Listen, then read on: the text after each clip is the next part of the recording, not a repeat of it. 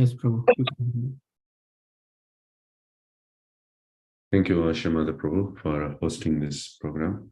And thank you, everyone who have joined online and have joined the Zoom call. Hare Krishna. We'll start with the song, Kirtan. I'll share.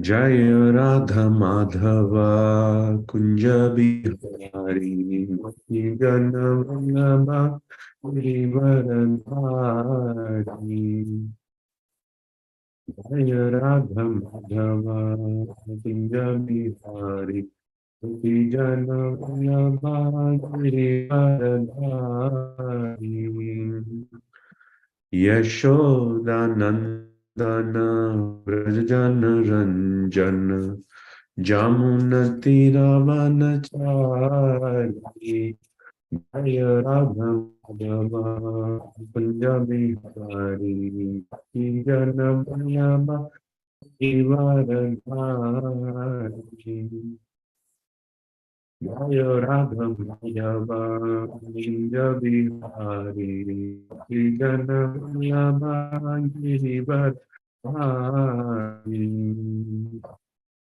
Yashodanandana Vrajana Ranjana Jamunatiravanachari Yashodanandana Vrajana Ranjana Jamunatiravanachari Jaya Radha Madhava Punjabi Hari Jana Vallabha Givaradhari Yashodanandana Vrajana Ranjana Jamunatiravanachari Jaya Radha Madhava Punjabi Hari Jana Vallabha Givaradhari Yashodanandana Vrajana Ranjana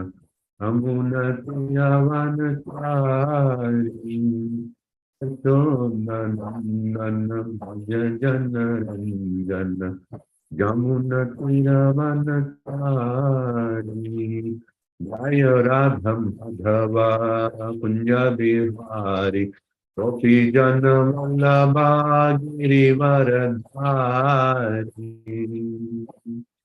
Yashodanandana Vrajana Ranjana Jamunatiravanachari Yashodanandana Vrajana Ranjana Jamunatiravanachari Jaya Radha Madhava Punjabi Hari Ati Jana Vallabha Givaradhari Jaya Radha Madhava Punjabi Hari Gopi Jana Vallabha Girivaradhari Yashodanandana Vrajana Ranjana Jamunatiravanachari Hare Krishna, Krishna Krishna, Hare Hare, Hare Ram, Ram Ram, Hare Hare, Hare Krishna, Krishna Krishna, Hare Hare, Hare Ram, Ram Ram, Hare Hare, Hare Krishna, Krishna Krishna, Hare Hare. Hare Ram, Ram Ram, Hare Hare, Hare Krishna, Krishna Krishna, Hare Hare, Hare Ram, Ram Ram, Hare Hare, Hare Krishna, Krishna Krishna, Hare Hare, Hare Ram, Ram Ram, Hare Hare, Hare Krishna, Krishna Krishna, Hare Hare, Hare Ram, Ram Ram, Hare Hare, Hare Krishna, Krishna Krishna, Hare Hare, Hare Ram, Hare Hare, Hare Krishna, Krishna Krishna, Hare Hare, Hare Ram, Ram, Hare Hare, Hare Krishna, Krishna Krishna, Hare Hare, Hare Ram, Ram, Hare Hare, Hare Krishna, Krishna Krishna, Hare Hare, Hare Ram, Ram, Hare Hare.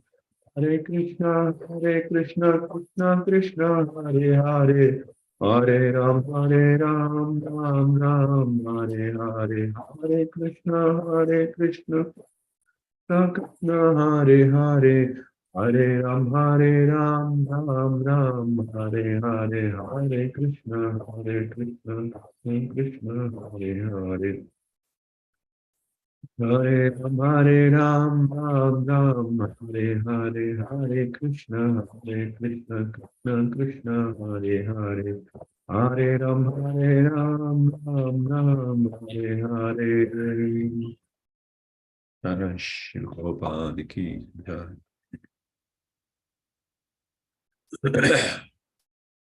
So, Ashramada Prabhu, is my voice breaking still?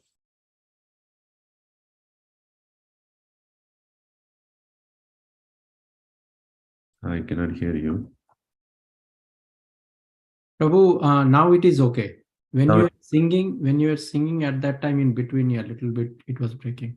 Oh, I see. Maybe Okay. that kartal was, kartal you have to play maybe little bit soft, I think maybe. I see. Okay. Thank you for the feedback. No worries.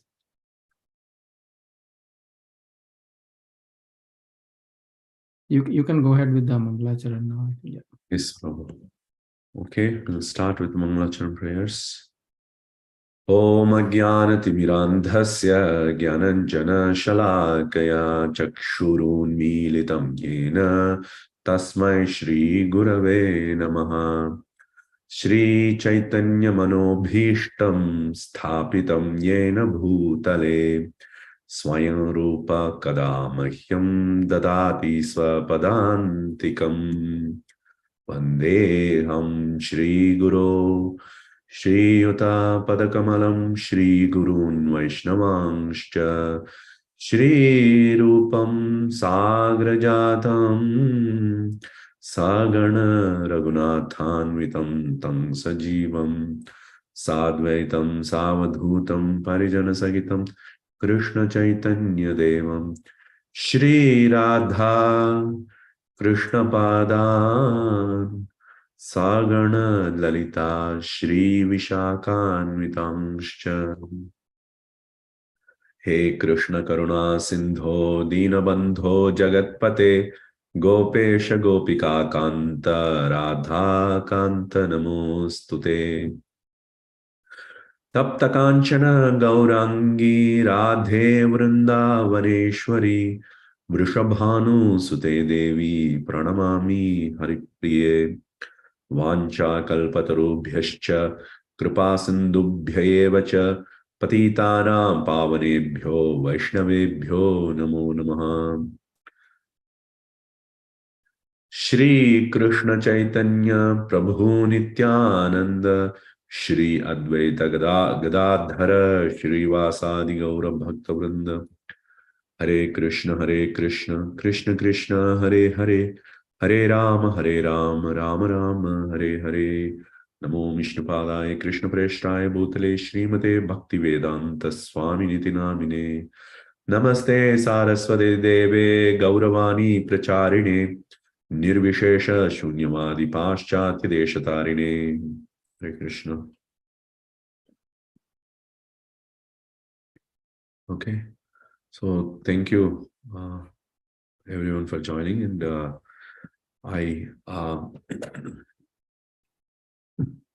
the today's topic is getting addicted to Krishna. Of course, it's a very elevated topic because I'm not addicted to Krishna yet, and speaking about it requires realization. However, based on the scriptural discussions and hearing from realized souls, having Shraddha on them, I believe that I can also speak on that topic. So I'm also in the journey, and so let's explore this topic together. Getting addicted to Krishna. Addiction.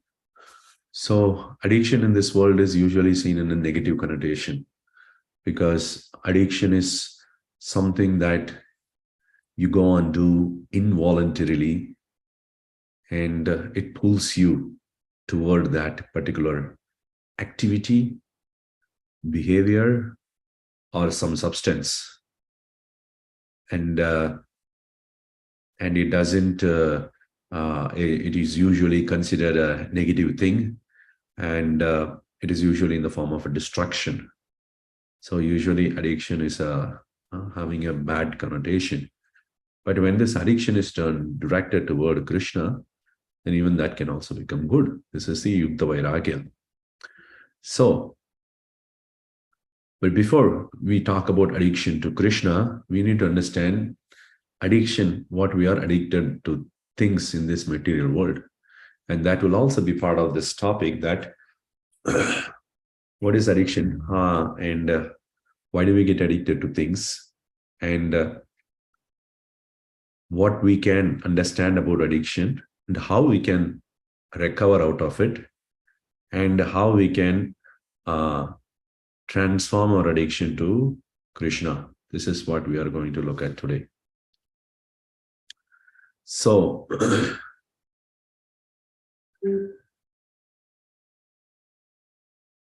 addiction, we need a scriptural definition to understand what is this addiction. So, Krishna in Bhagavad Gita, 3rd chapter, 36th verse, he speaks. Let me share my screen.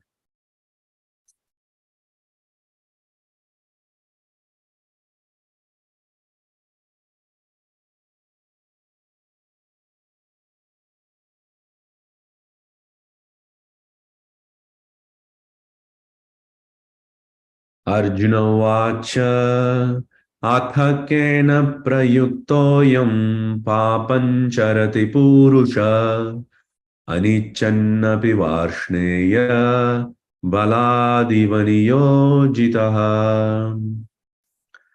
Atha kena prayuktoyam papancharati purusha anichannapi varshneya baladivaniyo Atha kena prayuktoyam papancharati purusha anichannapi varshneya baladivaniyo jitaha.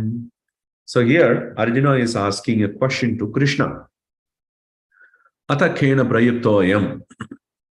Endowed with something, a person is performing sinful activity, papam charati purusha. So papam also, papa means, literally translated as sinful activity, but it refers to that activity or those set of activities which degrade our consciousness. There are some activities which uplift our consciousness, and then some activities which transcend our transcend our consciousness. Doesn't mean it's transcending our consciousness. It is taking consciousness as the object and taking it out of matter and putting it on transcendence. There are some activities which degrades us from our current level. So those activities which degrade us from our current level, those are said to be the papas, the sinful activities. So Arjuna is asking in the very 3rd chapter of Bhagavad Gita itself, what is this? There is something is inbuilt in the human form or in a living entity, and that is driving this living entity to perform these sinful activities. Anichanapi varshneya, without the person desiring that activity. Sounds very similar. Sounds similar to what we talked about addiction. Addiction is the thing that which you perform involuntarily. You don't perform with a voluntary assent many times. as when you realize that it is harmful to you, it's a sinful activity, or it's something is harming you. At that point, even though you don't desire, or we don't desire to do that, still we go ahead and perform. Same thing he's asking. Baladivya niyojitaha, as if somebody is forcing the person to do it. Addictive behavior. It is not like, let's say I'm addicted to food. In the middle of the night, go to the fridge and to open it, and then take whatever things there available in the fridge and start devouring in the middle of the night. Throughout the day, I would have fasted, but in the middle of the night, I go and I take everything, and then I just devour it. Then once I finish eating everything, and then, why did I do that? I start realizing. Same thing with addiction to smoking cigarette. We have the desire to give up cigarette smoking, but then sometimes it so happens that it pulls us into smoking that cigarette, which is a long time with the person. Sometimes the person does not even realize it. We are not talking about those persons. There was one of my friends in school days, and it was very clear that he has become addicted to this smoking cigarette, because he used to smoke, almost a packet a day. It was going at that rate. And then I was telling that you are getting addicted to smoking cigarette. He was saying that, no, I'm not addicted. Anytime I want, I can just quit it. Then I challenged him, why don't you just quit it right now? And then be sober for 6 months. Let's see if we can do that. And they say, yeah, it's possible, I can do it, but I don't want to do it. So we are not talking about that kind of addiction where the person is not even understanding that he is addicted to it. But we are talking about the addictive behavior where the person has clearly understood that it is addiction. Usually in the beginning stages of addiction, we don't know that we get addicted to particular behavior or particular substance. And then once we move on with that addiction, we see, oh, it is disturbing my day-to-day life activity, especially when there is a chance for you to restrict that activity. Let's say you want to work for a evening, right? Okay, I found this on the web. My Siri is getting activated. Okay, so especially when you have to go to job or when you have to go to temple, and not all the people around you are not, drinking or smoking, or you're usually seen as negative habits, or in the office where you have to focus on your work from morning to evening. But then this addictive behavior kicks in. Then it wants you to engage in that particular activity for a long time. Smoking cigarette, drinking alcohol. I have worked with superiors, managers and managers who come to the meeting fully drunk. They couldn't control. It is not that he wants to drink and come, but he couldn't control. He just comes with fully drunk, and then he attends the meeting. You could see from his eyes, it's fully red. And with that mentality, he wants to attend a meeting. I used to be scared because if you talk something and he's not in a steady state, he might just shout at you. And then there is the addiction for sex, which is very prevalent in the modern days. So all these things, we get addicted. But when we are beginning with the addiction, it is, we don't even realize that we are getting addicted to this particular behavior. For example, drinking alcohol, right? So I have not drunk alcohol, but I have heard from friends that drinking alcohol is very bitter in the beginning. I watched movies also where they show that, the teenagers that try to drink the alcohol for the first time, and they just vomit on the taste. It doesn't taste very good. But then you keep on drinking again and again, then you acquire the taste for the drinking. So over the period, you're forcing yourself to begin that activity. But then sooner or later, you're realizing that, person, I am getting addicted to this particular behavior, which I started with a deliberate, conscious force in the beginning. Same thing with addiction to sex, or same thing with addiction to food. Food is a little different because every day we are in constant touch with food, so it's easy to actually get addicted to that. But the other addictive behaviors are a little different. So we go to a point where we realize that it is troubling us, and we want to stop that. But even though we want to stop it, Anichanapi Vashnaya, without our desire, it is forcing us, balad. It's forcing us to do it. So Arjuna is putting this question to Krishna. And this is a very pertinent question to put to Krishna, because Krishna is the creator of our body. So you should ask that person who has created, oh, tell us what you have put it. Did you install some viruses in our body or what? Something that just forces us to do particular activity? What is it that is making us to do this behavior? So very, suitable question for our times. So then Krishna says, Shri Bhagavan Vacha Kamayesha Krodhayesha Rajo Guna Samudbhavaha Mahashano Mahapapma Vidyenam Ihavairinam Kamayesha Krodhayesha Rajo Guna Samudbhavaha Mahashano Mahapapma Vidyenam Ihavairinam Kamayesha Krodhayesha Rajo Guna Samudbhavaha Mahashano Mahapapma Vidyenam Ihavairinam.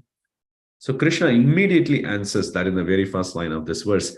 Kama Yesha. This is called Kama. Usually Kama is translated as lust, but it is referring to the deep desire. It is not just the lust in the form of sexual desire, though that is also one of that. But lust usually means deep desire for anything. Very deep-rooted desire, which is the very form of addiction, that we are engaging in particular activity or we are taking some substance because it has given us some glimpse of happiness. Okay, so I'll just complete this thought process, then I'll take your question or comment, Giridhari.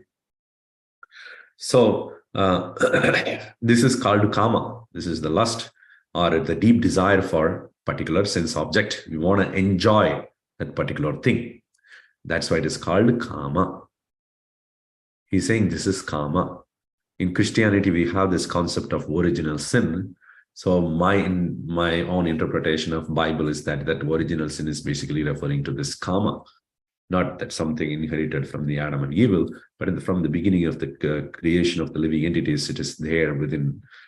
When I say creation of the living entities, the beginning of the existence of the living entities, which living entity is existing without any beginning. Anyways, coming back here, so this is part of the living entity. Krodhayesha. He's also saying this is also anger. How come this is also called desire and this is also called anger? There should be only one thing. Desire and anger are different things.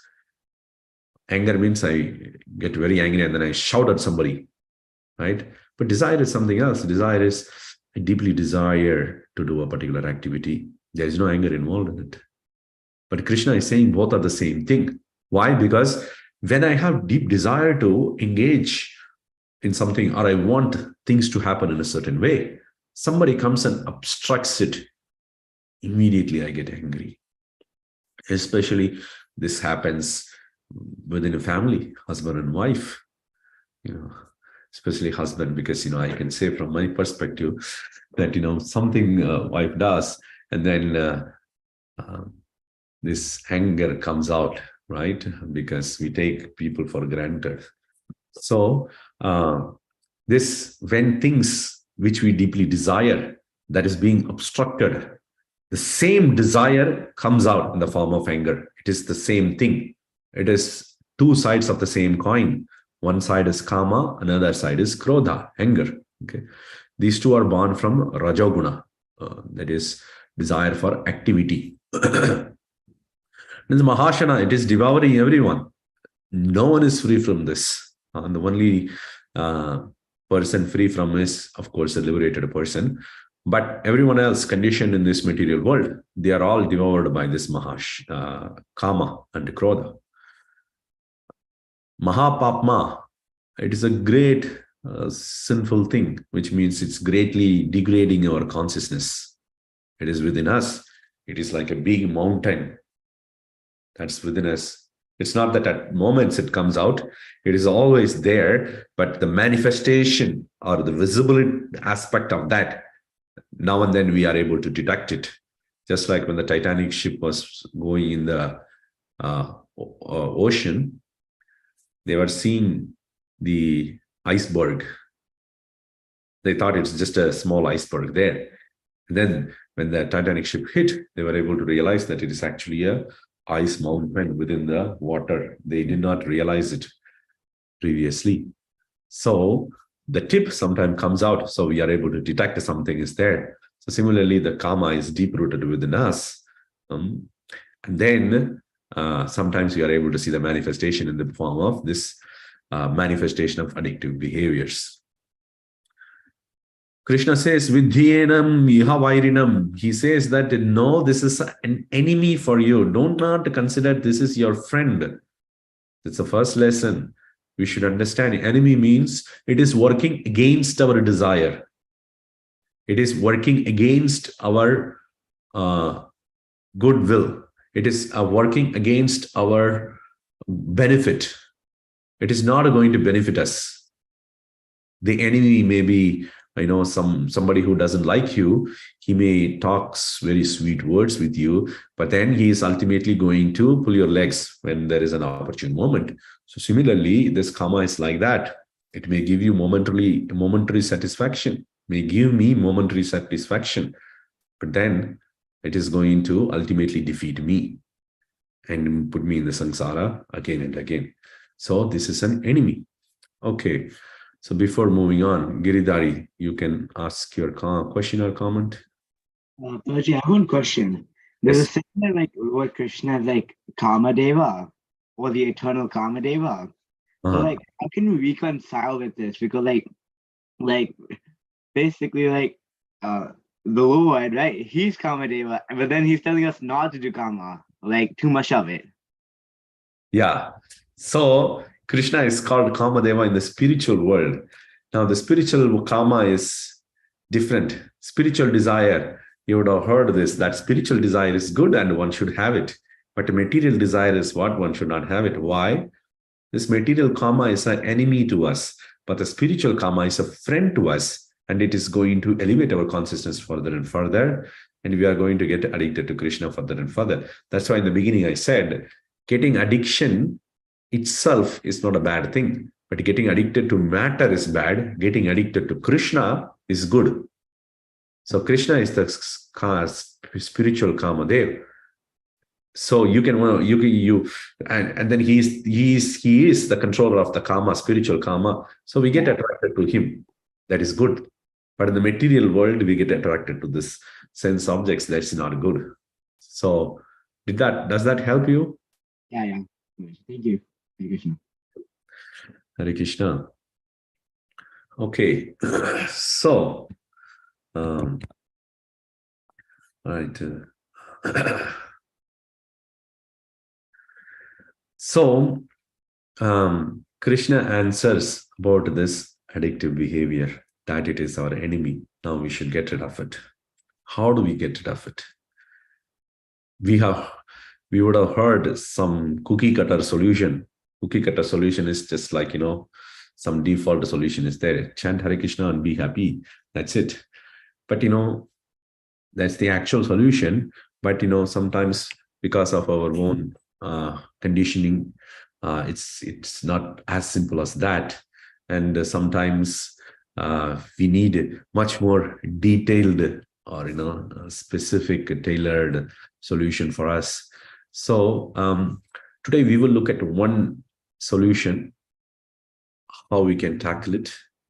But as I said, every individual situation is different, and you should take guidance from those who are expert and who have faced this in their own life and then recovered from it. They can provide you more guidance.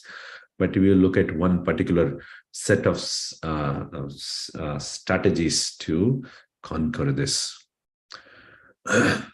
In the beginning of the day of Brahma, Swayam Vomanu, he rules over the earth. He is the king for the entire earth region. So, at that time, there was a great sacrifice that was arranged. And in that sacrifice, all the great sages and all the demigods and so many different people came to that. They were all invited. And Daksha, the Prajapati, one of the progenitors, he was also invited. So progenitor is this is a title of the person who is helping Brahma in creating population in this whole earth, in the beginning of the earth, right? Or the beginning of the day. So when Daksha entered that assembly, he was entering like a sun. So much influence because of his tejas, the aura around him. So all the demigods and sages, they were all just attracted or influenced by that tejas. So automatically they just stood up and gave respect. Just like a person, when a very charismatic person walks in among us, immediately we will just automatically feel from within us, or we should just give respect, or we should treat him in a special way. We don't treat him as like a normal person. I heard from some of the disciples of Prabhupada that when Prabhupada walks in, it is not that just Prabhupada has come, or he's my guru, now I have to get up and offer my respects. And some of the devotees, they felt that because of the gravity that Prabhupada was possessing, he walks with a very grave attitude. And because of that gravity itself, people will automatically feel, the respect is pouring forth from their heart. So they will just fall down and pay obeisances. So we see this in great charismatic persons. So like that, when Daksha came, everybody in the assembly stood up, and except Brahma, because Brahma was the creator of Daksha, so he is the father of Daksha, he didn't stand up. So Daksha walked in the entire assembly, and then he went to Brahma. He offered his obeisances, and he said sweet words to Brahma that, thank you for being here, and he got his blessings. So when he was turning around that side, he saw there is one more person sitting next to Brahma, and he's still in a seated position, didn't even wake up. And that was Shiva. Looking at him, immediately the anger within him just came out like a burning fire. His eyes became very red because of looking at Shiva. Oh, then he started speaking all the sarcastic words about Lord Shiva. So Lord Shiva, he is actually he actually is the son-in-law of Daksha. So he should have stood up and he should have offered respects to Daksha, but he didn't do it because Shiva is Avaduta. Avaduta are those persons who are like, the Prem Bhaktas, who are in a very, very elevated stage of Krishna consciousness, and they don't behave according to the worldly morals. We have the case of Shukadev. They won't behave like, oh, there is Guru, I need to give respect, or, I should put my tilak and then I should come to Mangalarati and then I will just take bath every day and I will chant my 16 rounds. No, they don't fit our normal schedule or normal ways of conventions. They behave completely different. Nityananda Prabhu, you would see sometimes he would just even enter into a wine shop also. So Rupa Goswami says in Bhakti Rasamrita Sindhu that actually you cannot understand the behavior of a Prem Bhakta. You won't know how he's going to behave next. So Shiva was in that state, but Daksha did not understand. So Daksha was very irritated by that, and then he started criticizing Shiva. So he said that, look at this, Shiva, who is actually a great insult to the assembly of expert and good conduct people. One person in their entire assembly is actually bringing shame to the entire assembly by just his presence. He started speaking like that, criticizing the greatest Vaishnava from that moment. And when your anger goes up for a particular person, when you start hating a particular person, what happens? Then not only you will criticize what the action he has done, you will start criticizing his form also, his looks also, because you just don't like that person. Then he started saying, look at the Shiva, his eyes are like monkey's eyes. Why he has to say that? Because he hates Shiva from the core of his heart. So, and then you start talking bad about what that person is doing in his life. The Shiva is sitting in the graveyard, and then he takes the ashes and then he applies all over his body, and then he wears skulls, and then he associates with these ghostly beings, and all these people who are insane and mad. Those people take shelter of Shiva, and he is associating with them. What else you can expect from this person? Doesn't know how to even behave properly in the assembly. So his anger was going further and further. And then it started affecting even Lord Brahma. He said that, actually, why did I get my daughter married to him? It is because of Brahma's advice. By saying that, he's indirectly saying this Brahma does not have any sense. Because of his lack of intelligence, he asked me to marry my daughter to Shiva. And because of that, I had given my daughter to Shiva. Otherwise, why would I give my daughter? So you see that anger started from one incident, small incident, and then spread to criticize that entire personality, and then his background and everything. And then it starts spreading around all the persons related to that particular person. Then finally, it ended up as a curse. He took some water and then cursed Lord Shiva that he will not receive any share from the sacrifices. Then he walked away. Then Shiva's disciple, Nandi, he got angry. Then he started cursing Daksha. Not only that, he also started cursing the Brahmanas there, because the Brahmanas were simply sitting quiet and they didn't prevent Daksha from doing all these activities. Then the Brahmanas got angry. Then they started cursing Nandishwara and all the followers of Shiva. Then the curses and counter curses started, just like any fight would happen. But throughout all these things, Shiva was sitting quiet. He didn't speak a word. And then he saw everything, and then he simply walked away. So, if Shiva wanted, he could have elevated this whole episode. He didn't do that. He was maintaining his peaceful attitude. So one time I was with my friend, one of my friends, and when we were discussing about an argument, somehow my argument, we got into a fierce debate, and then my words, I was very stern at the stand on that argument I was making. I was creating anger into that person, and my argument was also getting heated up. And that person, suddenly he burst out with anger. And then he told me, stop.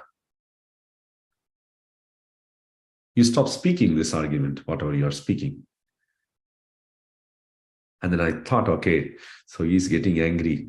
Now I need to try to pacify this person.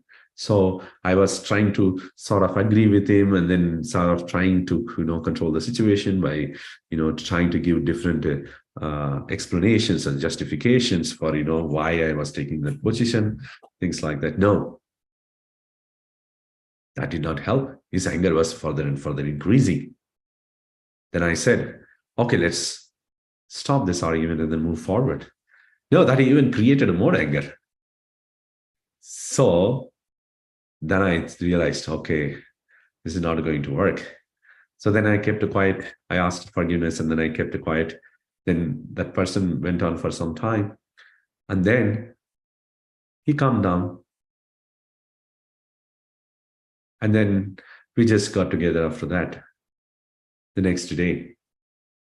So in the episode of Shiva, or in the episode that happened with my friend, is one thing we can relate with this addictive behavior. That when this addictive behavior comes, it doesn't tell you when it is going to come. Lord Shiva, when he was entering that assembly, he did not think that, there is going to be a great calamity that's going to happen. Of course, Lord Shiva is an all-knower. In one sense, he knows everything. But in another perspective, it was going to be a regular day for him. He didn't think that, there is Daksha is going to come, and there is going to be counter curses and counter curses, and all this is going in some direction. He was just coming there as a normal sacrifice. But then suddenly things started going into different direction, even though he did not desire it, even though he did not initiate it, right?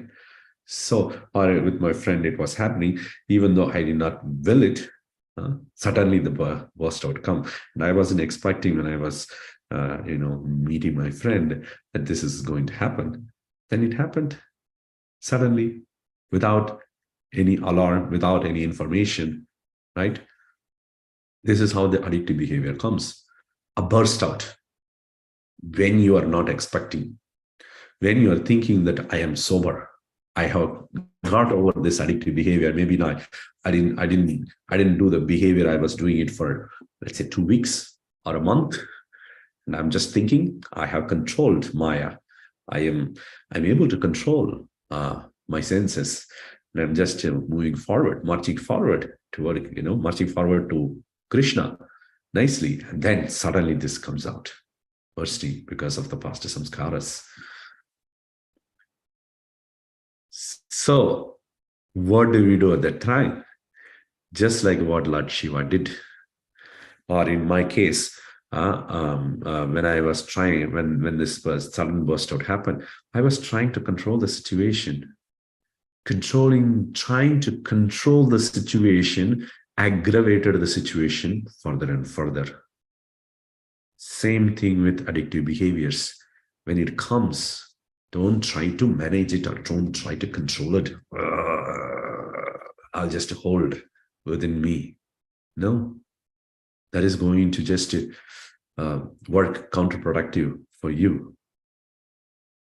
Trying to control is not just like, I have this infant child, and he cries many times if something is taken out of his hand or he's just having a bad day. But you just go and try to close his mouth. The sound is gone, of course. Nobody could hear him cry. But when I take out my hand, he will just cry tenfold times more. Because it is still there. We are just forcefully trying to control. Sometimes we deflect our mind. Oh, this addictive behavior, that force is coming back, let me deflect my mind here. Let me deflect my mind there. Or let me try to do something. Or let me do something else. But throughout all these things, there is this background thread that's going on. And there is the focus of the mind is there on that particular force. It's taking place, not acknowledging it. So first step, give up the control. Don't try to control it. Don't try to manage it. But that does not mean that you go and indulge it. Don't try to control means don't try to force yourself and then move on. Just to close your eyes and observe where the force is happening. If it is a force to eat, indulge in eating, my tongue will be, you can feel the force in the tongue. It wants to grab something, and then it wants to munch on something. It wants to munch that crunchy chocolate, whatever it is. You could feel that force. Or my stomach is empty. Immediately, I want to fill up my stomach with something nice. I want to keep it full. That's the force in the stomach.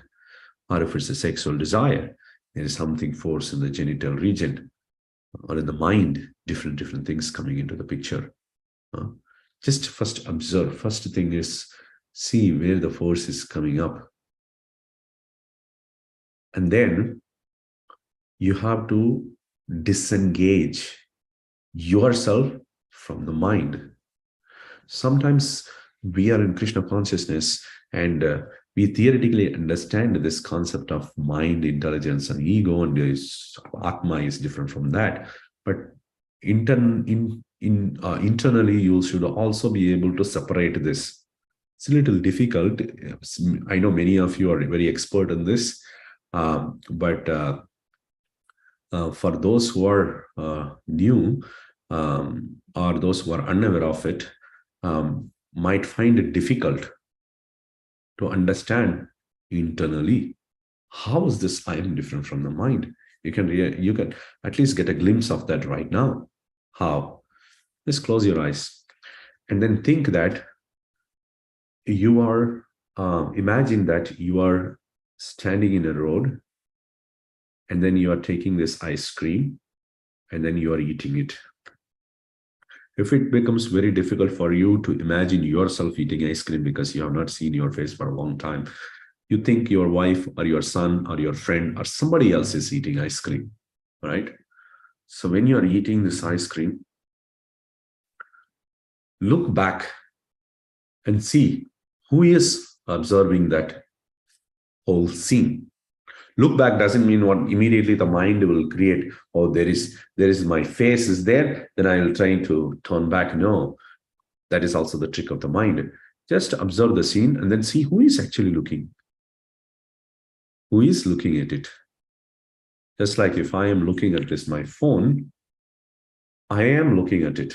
The phone is being looked upon, right? So similarly, when you are visualizing that, see who is actually looking at it. When you search for who is the person actually looking at it, immediately you will see that the whole scene will crumble away. All things will dissipate, including the forces within you, which is trying to addict you into things. Will just calm down. First thing is observe the force. Second thing is see who is observing it. As soon as you search for the observer, immediately you will see that the force starts going away. At least do this for 3 minutes. Let's look at a verse where Krishna also, says this method. This is in 3.43.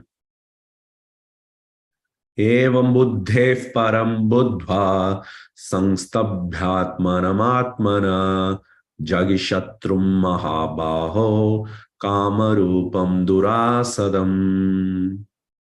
So this verse has many interpretations, but we look at one of these interpretations which is relevant to our topic. Evam buddhev param buddha. So before this verse, Krishna was talking about how I have the senses, my eyes, my nose, my mouth, my ears, right? It also has its subtle form. But beyond this is my mind. Why? Suppose I take milk in my hand. I can look at the milk with my eyes. It's white in color. And then I put my hand inside the milk. And it's very liquid in nature. And then I take the milk, I smell it. Oh, it smells like milk. And then you drink it. Oh, this is the taste of the milk. Milk is one product only, but you can interpret the milk through different senses. All the inputs of the senses are converged in your mind. The mind is realizing, combining all these things, and gives you a single coherent experience of milk. So mind is superior to senses because it can converge all the inputs, right? But superior than that is buddhi, your intelligence, because using your intelligence, you can detect this is milk and this is water, this is oil. You can differentiate things. Beyond the buddhi, intelligence is you as the observer behind it. Evam buddhehe param buddhva. So knowing that you are behind all these things, you are not the mind. The mind is what is creating the scene within you when you're trying to see that somebody is eating ice cream. That is all created in the mind. But then you are looking at the scene that is created in the mind. But when you try to turn back and look, that is, you're trying to search for who is looking. That is the soul, which is beyond all these things. Sangstabhya atmanam atmana, using your atma, study the atma. So that means here one atma is the meaning of mind. Mind is also called atma. So using your mind, you fix yourself in atma, which means you try to look for the observer. That you are, when you look for the observer, you are crossing beyond your mind's ability, but you are doing with the help of the mind only, but you are looking for the observer. He says, Jahi Shatru Mahabaho. In this way, you can conquer this enemy called deep desire or lust. Kama Rupam Durasadam. That this is very formidable to conquer, but doing this process, you can conquer, Krishna says. So this is the first step. So whenever you get this desire and you are in the middle of this thing, you are getting hold, and try this at least for 3 minutes.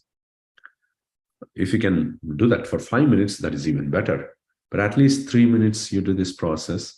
If you are not able to do that for, beyond 3 minutes, then go ahead. It's okay. That day is not your day. Go ahead and do whatever you're supposed to do. But, trying to suppress it, it is going to blast it another time. But also try to understand that enjoying also leads to bondage again. But what else can be done, right? Then once you observe it, this will dissipate away. If you are successful, if it all dissipates away, the next thing you should do is immediately engage the mind. Mind is a tool. You can engage it. Immediately engage the mind in thinking about the beautiful form of Krishna. He has some bluish hue of the body. He is wearing a shining yellow cloth. He's having beautiful cheeks, beautiful lips, beautiful nose, beautiful ears, curly locks, black hair, right? He has a beautiful flute in his hand. He has a horn, buffalo horn. His eyes are very beautiful. He is a very beautiful gait walking. Or you can think of the deity form, or you can think of pastime of the Lord, if you're able to remember. Immediately engage the mind. So in that way, you are also purifying your existence. You're not just stopping and observing only the observer. We are engaging in bhakti also. So, and this is good. Praying to Krishna, we pray for his mercy because addiction is very difficult to overcome. Without his mercy, nothing can be achieved. Having a regular prayer to Krishna in your mind, whenever you look at the deity form, you can pray to him that, get me out of this so that I can engage in your service properly without interruption. And the other thing that comes is the guilty feeling. Once we engage in the activity which we are not supposed to, but once you engage them because of the force of the karma in the mind, what happens? The guilty feeling comes up. Oh, horrible. I'm a horrible person. This is actually not good. This is tamasic. This is mode of ignorance. one of the principles Rupa Goswami defining in Bhakti Rasamrita Sindhu is do not lament, do not be worried, do not worry, do not feel miserable. So feeling after engaging, the mind only forces you to engage, and then the mind only makes you feel guilty. It is going to create further downfall. So you start worrying, you start feeling guilty, and then that guilty feeling only will increase you to again find for some happiness, and the immediate happiness you have got is this addictive behavior, and then go and engage in that. That's also not good. Having said that, repentance is good. Repentance is different from feeling guilty. Repentance means sometimes, let's say I don't usually go outside and kill people for a living. So I do software engineering. So let's say sometimes, hypothetically speaking, I'm living in a hypothetical society. Let's say I go and kill somebody, murder somebody, right? That's not what I usually do. But sometimes if I do out of, anger or whatever it is, that's that activity I should repent. I should feel shame about, right? It is not my regular behavior. Let's say I have not drunk previously. If one day I go and drink, that activity I should repent, right? But not the activity which I am addicted to, because I'm doing that again and again and again and again and again. Repentance is for stopping the activity. If you are again and again doing it and again feeling guilty about it, there is no point in doing that. That's not repentance is for. So don't feel guilty about it. Repentance for aparad is good. If we have committed some Vaishnava aparad, that is good. We should do repentance. We should feel miserable about it, because we shouldn't offend a devotee. Hating a devotee, speaking harsh words to a devotee is not good. So that we should repent, but not for addictive behavior, which is, somehow or the other we have got. Last thing is, this addictive behavior will repeatedly attack again and again. Just you would have observed yourself in 3 minutes, and then you would have thought about Krishna, and then after 10 minutes, again this force will come up, depending on the nature of your addiction. Again, you do the same thing. Again, another 15 minutes, it'll come up again and again and again. All right. Whenever it's just trying to find an opportunity where you will get weak, it will take advantage of you. Do the same process over a period of time. It will slow down, it will weaken, and then eventually it will disappear. So, having said that, I want to take a pause here and see if anybody has any questions online or here, or any reflection or anything like that. Ashramada Prabhu, you can tell me if there is. Otherwise, I can continue.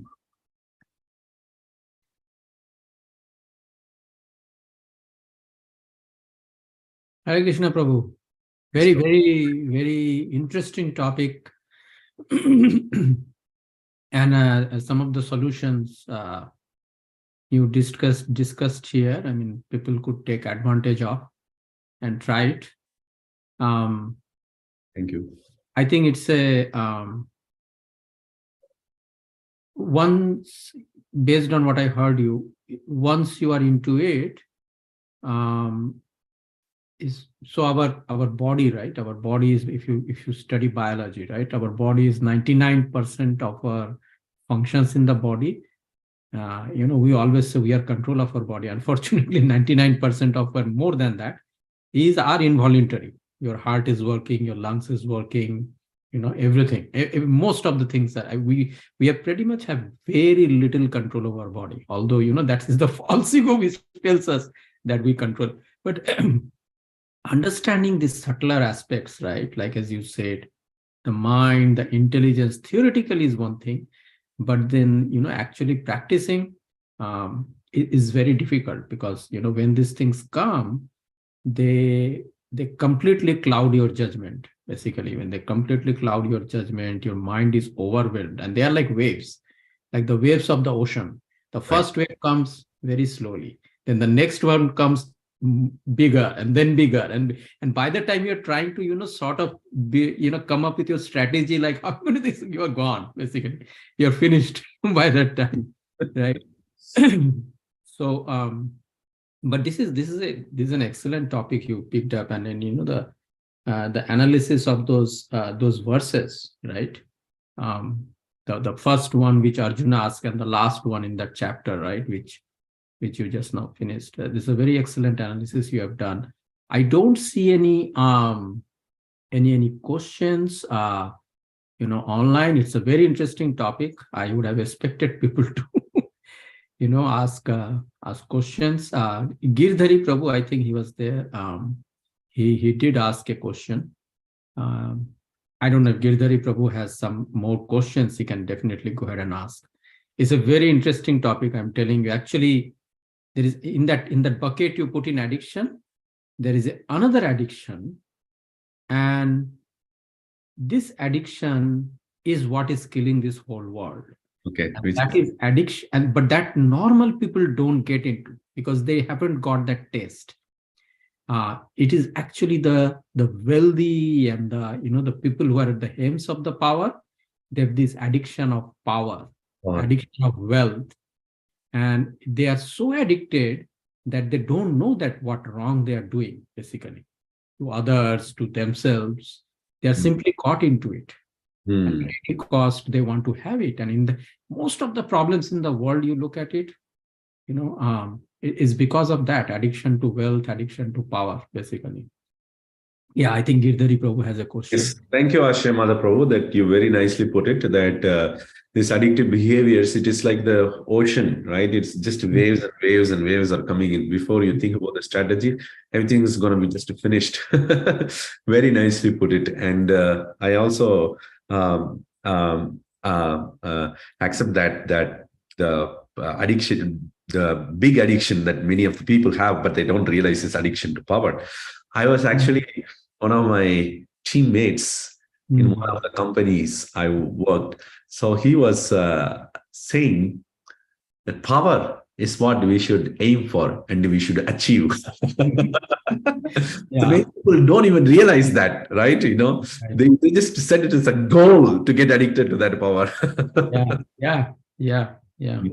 Thank you for putting it. Thank you for. So I think Girdhari Prabhu has a question. Girdhari Prabhu, please. When you're talking when Daksha he did Vaishnava Apada to Lord Shiva, right? Yeah. There's another pastime where Lord Yashoda, Mother Yashoda, right? She didn't let Lord Shiva see Lord Krishna. There's a story about Mother Yashoda didn't let Lord Shiva see Krishna because she saw that Lord Shiva by his presence Lord Shiva would scale Lord Krishna, so she didn't let. Yeah. I vaguely remember that.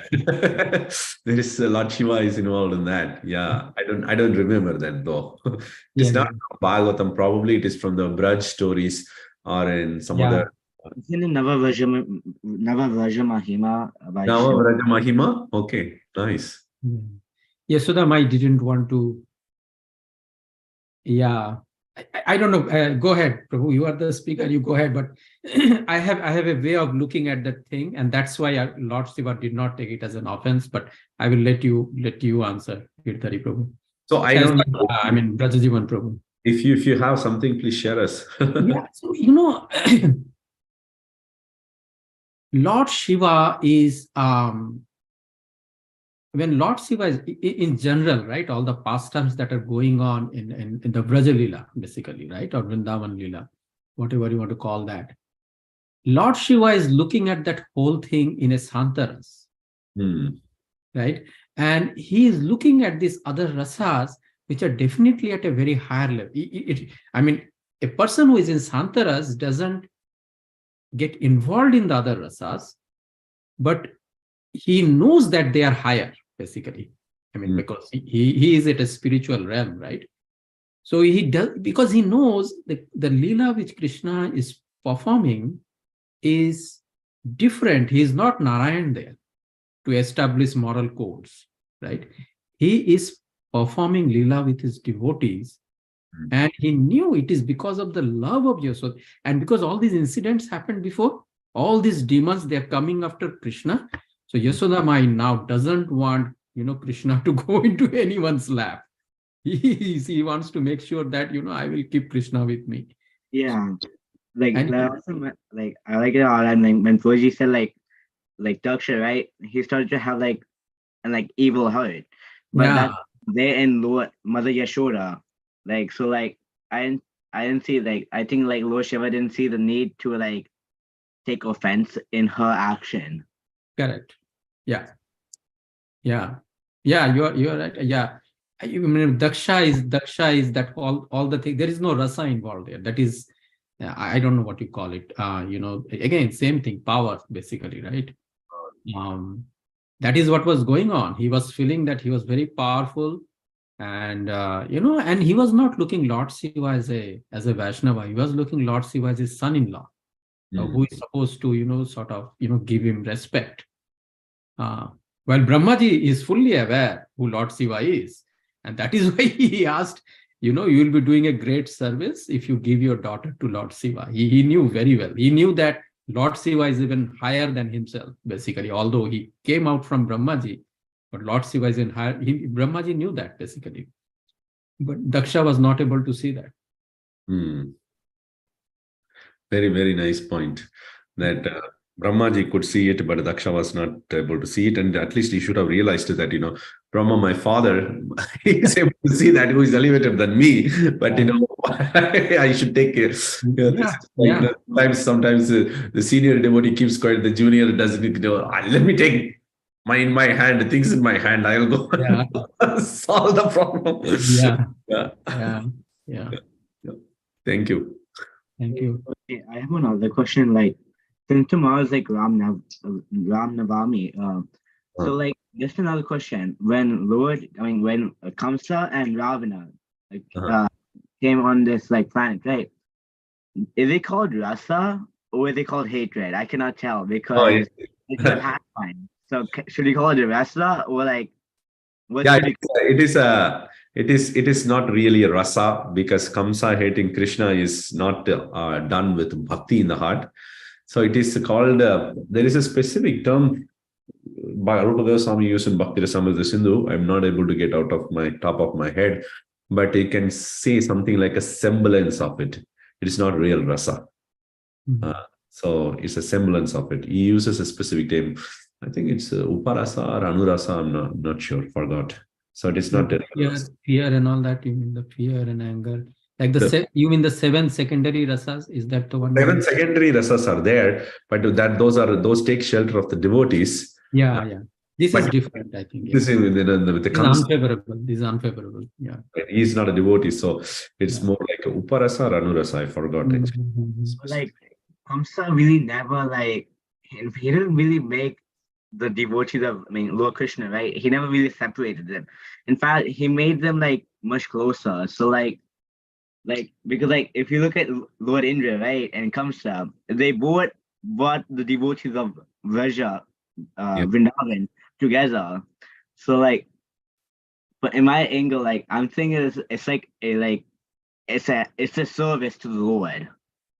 It is still based to the Lord, but it is actually the rasabas. It is called it's aparasa, not apara. It is the aparasa. Basically, the enemies of Krishna, they experience this. It is not actually a rasa, but it is an aparasa. So it comes under not a rasa, like a perverted version of rasa. Yeah, perverted version of rasa, you can say. Which is basically, if you look at it, in this material world, all the emotions we have in this material world are actually perversions of the emotions of the spiritual world. Right. It was either directed to ourselves or directed to each other.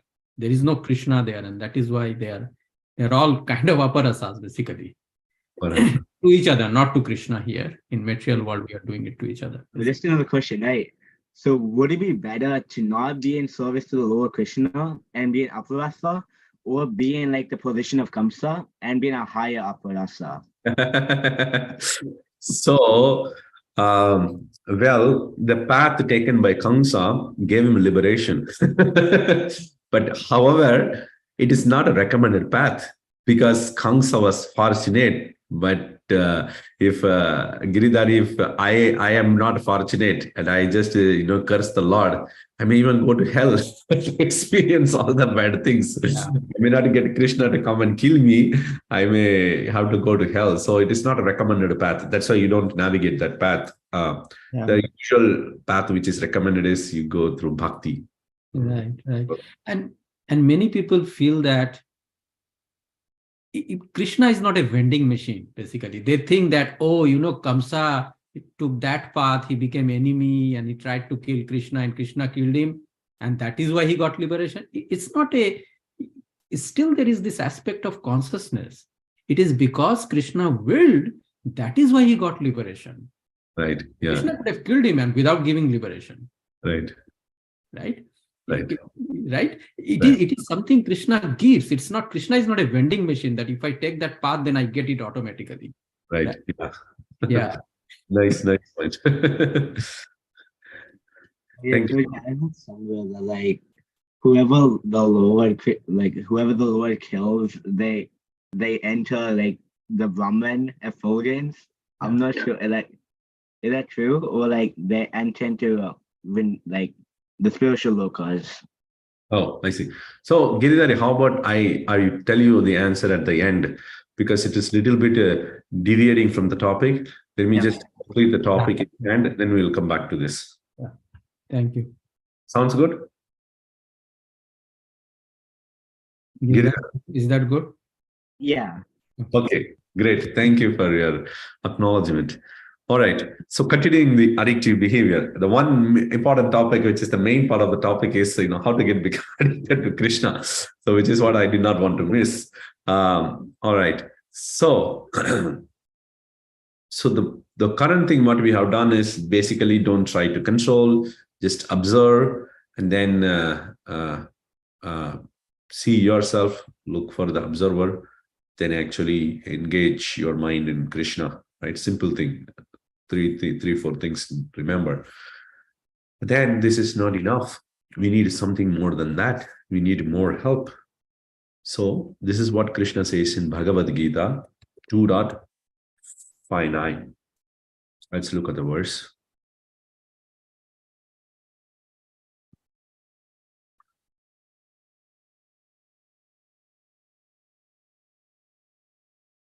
Vishaya vinivartante niraharasya dehina rasavarjam rasopyasya parandrishtva nivartate. Vishaya vinivartante niraharasya dehina rasavarjam rasopyasya parandrishtva nivartate. So here says, Vishayaha vinivartante niraharasya dehina. Suppose, let's say I am sick, which I am like last couple of days because of cold, my appetite also went down. So usually when you have cold or when you have fever, your appetite goes down. And then you naturally detach yourself from sense objects. Suddenly you'll get the feeling of you're in sattva, whole peace you will achieve throughout your body, right? So you have cut the contact with the sense objects. That's what he says. Vishayaha vinivartante. Vishaya are the sense objects which you are planning to enjoy. They disappear as soon as you stop taking them. Nirahara sidehina. Okay. Rasavarjam. But he says the desire still lurks within. It is desire for eating is there. It is just waiting for a right opportunity to come out and pound upon you like a big dog. Put his paw on top of you, then scratch your body all over. So even though the objects have disappeared, the desire has not disappeared. But Krishna says, rasopyasya, that rasa or the desire can also disappear if param drishtva, if you experience a higher thing, then at the time that desire will also disappear. So you need to have a higher taste. So many times we say this theoretically, I need to have a higher taste. And then we just stop there. We don't talk about it. What is this higher taste? Is it only at the end of my life I will achieve? And what is the point of speaking while we are living? Many people, many of you are, elevated souls, you would have achieved it.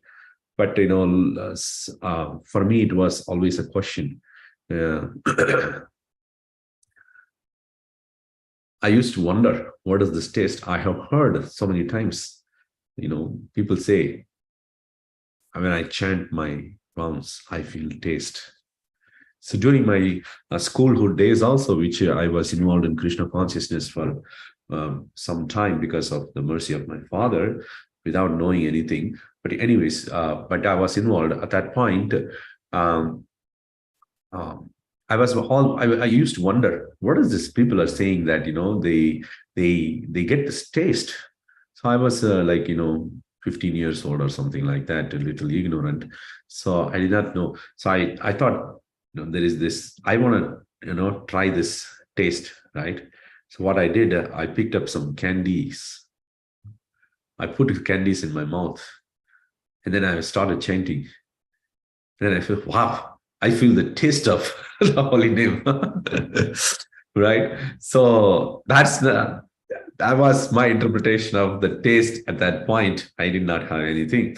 So even after coming to the US, I got the devotee association again, and I was wondering, what is this taste people are talking about? When I got married, also I used to ask my wife, what is this taste you're talking about again and again? Whichever devotee I meet, I used to ask this question secretly. How do you get this taste, right?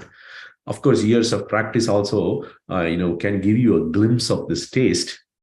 But what is it is there any small or short path to experience this glimpse of this taste? Because Rupa Goswami in Bhakti Rasamrita Sindhu says that you can experience this bhakti sukha very early in bhakti. It is not that you have to wait for anartha nivriti to happen. That you will get a higher taste, which is the stage of ruchi.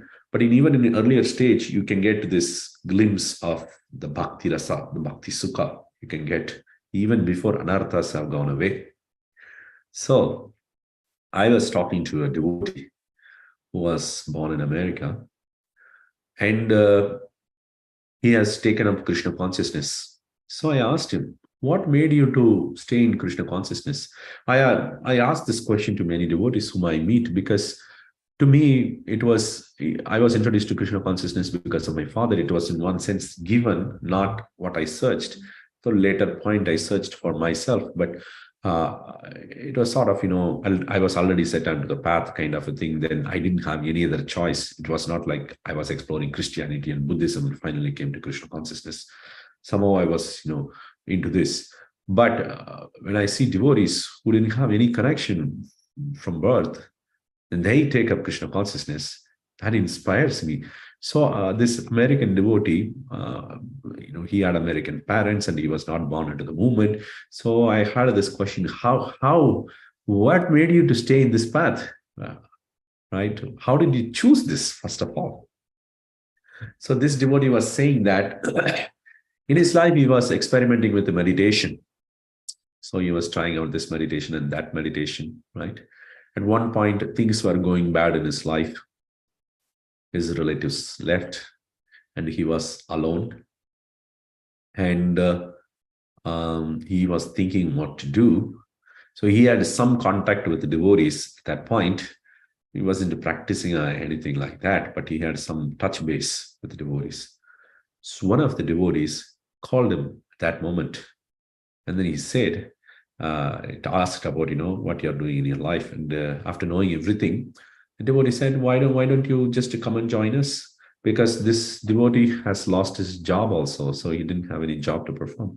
So this devotee in the ashram, brahmachari, he asked him, just to come on in and live a monk life, try a monk life for some time.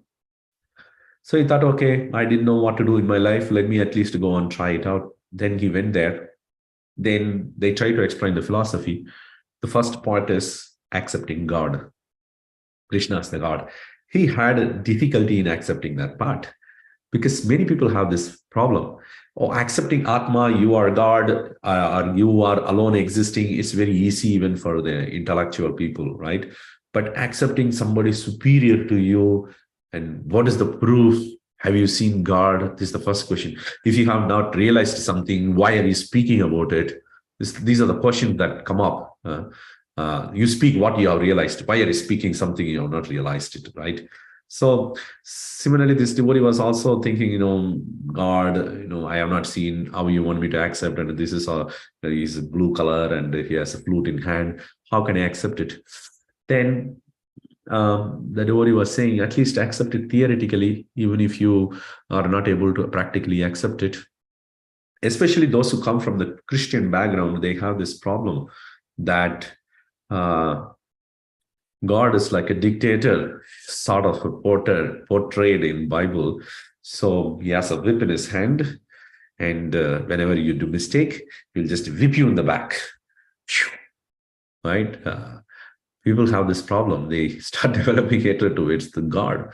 So, but God doesn't need to whip you in the back for the mistakes you do. He has created something called karma, a law. It can take care of everything. He doesn't need to interfere and then, manually give you the outcome of the result. We have ChatGPT these days, it looks like as if, you ask some question and it's answering something human created, which has automated by human to do work on its own. There are many Twitter handles, they post this, that he took ChatGPT as a business partner, and he had this $100, and then he was asking ChatGPT, where should I invest it? And then ChatGPT was giving advice. He followed the advice again and again, and then he made it to $5,000. There's a person explaining in Twitter post. There is in China, they have made the AI as a CEO of a company. So whenever they want decision, they will go and ask the AI. The AI will reply what to do. Right? If a man-created thing can run on its own, why not God can create that? So he created the system of karma, which takes care of itself.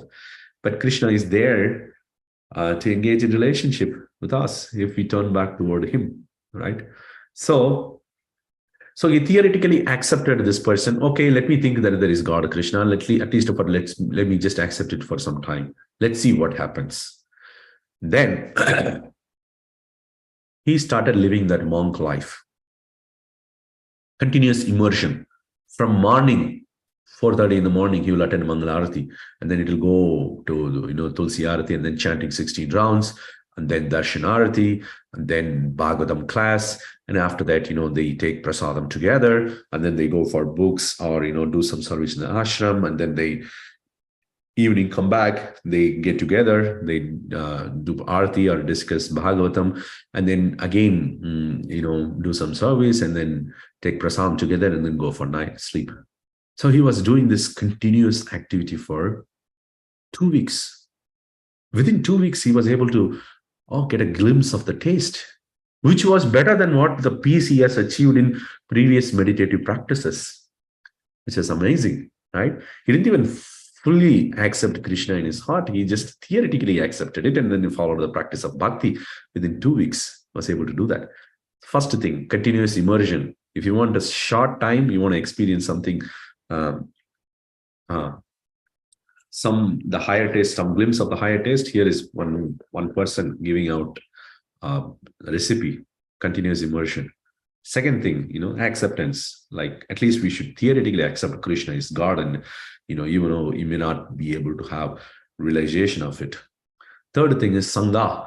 Your sangha should be there with a yogi who is more advanced than you. Yogi means a bhakti yogi, a devotee, right?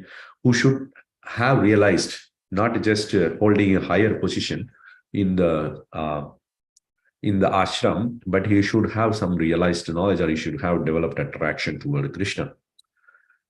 We see in the case of Devahuti and Krodha Muni, Devahuti was associated with Krodha Muni for a long time. But even then, she desired enjoyment, and in the airplane mansion Krodha has created, she was enjoying all the things. And then when everything was over and Krodha Muni was leaving the home, then she realized the mistake. I was with this person for a long time, but I did not take advantage of his association. This is very important, because when we say devotee association doesn't mean you get together with another devotee, watch cricket movie and cricket or some movies together and then chat about some worldly matters, talks and other things, and then go home. That's not the association we are talking about, even with a great devotee also. The association means discussion about Krishna, discussion about, the subject matters of Srimad Bhagavatam, Bhagavad Gita, and Chaitanya Charitamrita. That is the real association, not just getting together physically, just in the case of Devahuti and Kardama, what happened in the beginning, right? So we should take advantage of the association of a higher devotee. Then fourth part is service, seva, do some service, especially to a higher devotee, listening to the devotee, doing something what pleases that person. This fourth thing he did, and then he was able to have a glimpse of this bhakti sukha. Otherwise, it is not possible for many of us who are in grihastha ashrama. Continuous immersion, we may not be able to do that. But sometimes we can do that. For example, we may take a vacation. We can follow these things nicely. Or if that is not possible, at least what we are doing in the morning and evening, or mornings we can do chanting, engage, read something, and in the evening we can again read and discuss with the devotees. At least do that for a month or two or something like that. Just continuous immersion to get an experience. Why is this higher taste, getting an experience of this higher taste is important? Because once we realize that there is a taste, then we will stick to the path. Until then, it becomes a little theoretical. Maybe this happens, maybe this does not happen. Maybe I'm just ritualistically doing. Maybe I don't know what is going on in my life, and we just give up after a point. So we need this experience of the higher taste, just like a cat on the wall. The cat on the wall can jump this side or that side, but if it knows one side is better than the other side, it will definitely jump to the other side. So similarly, if we have some experience of this bhakti rasa or bhakti sukha, then we know, even though we may not be able to engage or get that bhakti sukha whenever we want, at least we know there is something waiting for me, right? So that becomes our motivation to follow the process of bhakti and get detached from this addictive behavior. That is also a motivation for getting addicted to Krishna. Why did we get addicted to behaviors of whatever we are doing in the first case? Because we have got some taste in eating food. Oh, it just gave me something to engage my mind, so I became peaceful.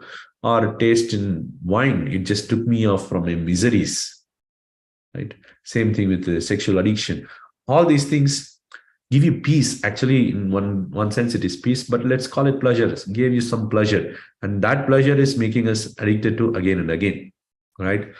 But with the same thing, if you get experience in Krishna consciousness, then that's a sure way for us to get addicted to Krishna. So I will stop here, and I want to acknowledge that all the devotees who are hearing this, you're already elevated. I'm just talking to myself, my own mind, my own intelligence. And if I have offended you, please forgive me. And if you like something, please share with me. Hare Krishna. Hare Krishna, Prabhu. Thank you. Thank you for the wonderful lecture.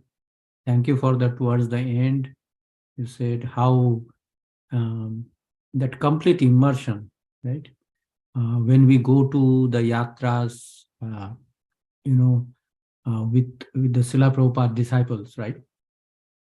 And with all the devotees, either Mayapur or Vrindavan or wherever, or Jagannath Puri, we experience that. We are in a different world, right? I had gone in the past to Puri. At that time, I was like, I'm still a materialistic person, but at that time, I did not have association with devotees. I went with my parents and friends and all that. When I try to recollect both the experiences, I can clearly see that there was a distinction. Like when I was in Yatra, I was as if I was in a bubble, right? I was in a bubble created by my spiritual master, right? Who was leading the yatra, and all the, not the spiritual master, all the other devotees also. That bubble, right? It's a different experience. And it takes you, but then again, see, Maya is so strong that when you come back, but that is the thing, right? That is the good part of it. Because you went once, you realize, see, that experience is with you. So you know that that is better, right? With all the frustrations you have here, you at least you know that there is a shelter, right? There is a place, there is a shelter. And many people say that, to me, that, oh, why don't you buy a house in Mayapur and stay there for? I think that will not be the same experience. I may go to Mayapur, don't go in the yatra with other people. It's not the same experience, basically. Right. Right? It is the atmosphere that is making us immerse into that, you know, the devotees and doing the activities, and from morning to evening, you are voluntarily, eagerly engaged in that particular thing. Yeah. Yeah, exactly. Yeah. Very, very nice lecture. I did not see any comments, but I think Girdhari Prabhu, maybe he has some comments. I don't know. Yeah. Fauji, I like when you say like in the first time you go to like a yatra, you might like, for me, like when I go to like a yatra, I always like feel like the first time I am not respecting the area as much as I should be. But like then the second time I go there, since I know about the qualities and the pastimes of that area, I feel like I use the time wisely and not like in a bad way. Very nice. Yeah. Like I always feel this like when I went to like the Gambhira temple, right? Mm. I did not really like understand anything. I was just like in the back playing Subway Surfers when I should be like actually listening. But now I like realize that the yatras and everything are for your benefit, and if you were to possibly live there, you would not get the same environment as a yatra. Mm. So it is this pastimes we hear from the devotees, and then we start associating with that, and we realize the value of the place. Yeah, very nicely put it. Thank you, Giridhari. Yeah, I think we have went past our 8:30, but it was a Yes. wonderful lecture, Prabhu. Thank you. Thank you, Prabhu. Thank you, Ashram Mother Prabhu, for hosting this, and thank you, Hare Krishna. Thank you.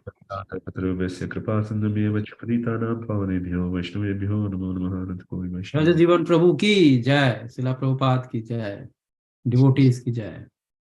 Okay, so tomorrow we have in our ISV program, we have the Ram Navami celebration in the evening. So please do come at ISKCON of Silicon Valley, 1965 Latham Street, Mountain View, California. Hari Bol. Hare Jai Hare. Sri Ram.